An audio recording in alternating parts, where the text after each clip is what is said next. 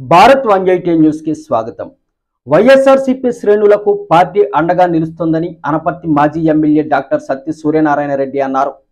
ఎన్నికల ఫలితాల అనంతరం జరిగిన పరిణామాల నేపథ్యంలో అనపర్తి నియోజకవర్గంలో గాయాల పాలైన వైఎస్ఆర్సీపీ కార్యకర్తలు 17 మందికి 50,000 రూపాయలు, నలుగురికి ₹1,00,000 చొప్పున మొత్తం 19 మందికి మాజీ ఎమ్మెల్యే డాక్టర్ సత్తి సూర్యనారాయణ రెడ్డి చెక్కులు పంపిణీ చేశారు। ఈ కార్యక్రమంలో ఏఎంసీ మాజీ చైర్మన్ సబ్బెళ్ల కృష్ణారెడ్డి, అనపర్తి, బెక్కవోలు, పెదపూడి మండలాల కన్వీనర్లు సత్తి రామకృష్ణారెడ్డి, పోతుల ప్రసాద్ రెడ్డి, రమణ, వైస్ ఎంపీపీ బుల్లిరెడ్డి, అనపర్తి సర్పంచ్ వారా కుమారి, వైఎస్ఆర్సీపీ నాయకులు కొల్లెటి ఇజ్రాయిల్, అద్దంకి ముక్తేశ్వరరావు, వల్లభశెట్టి రామ సతీష్, సత్తి సూరారెడ్డి, సత్తి వెంకటరెడ్డి, వేపకాయల వెంకటరమణ, నల్లమిల్లి మురళీమోహన్ బాలకృష్ణారెడ్డి, సబ్బెళ్ల నాగిరెడ్డి, కొండేటి భీమేష్, మల్లిడి గంగరాజు తదితరులు పాల్గొన్నారు। కొంతమంది అక్రమాలకు సంబంధించిన వాళ్ళు దౌర్జన్యంగా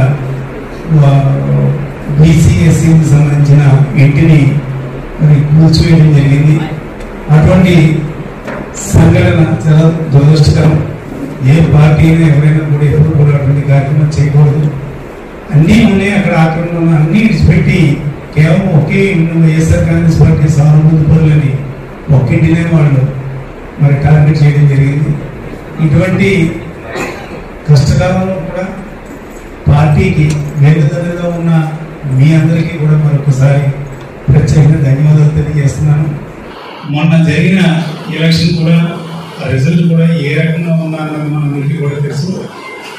తర్వాత ఈ రానున్న రోజులంటే గడిచిన మరి కూడా అధికారంలోకి వచ్చినప్పటి నుంచి మరి వాళ్ళు ఏవైతే మోసపోతూ వాగ్దానాలు చేశారో ఆ వాగ్దానాలు ఏమి కూడా అమలుపరచకుండా ఏ రకంగా ప్రజల్లో చెడ్డ అవుతున్నారా అన్నది మనం చూస్తూనే ఉన్నాం।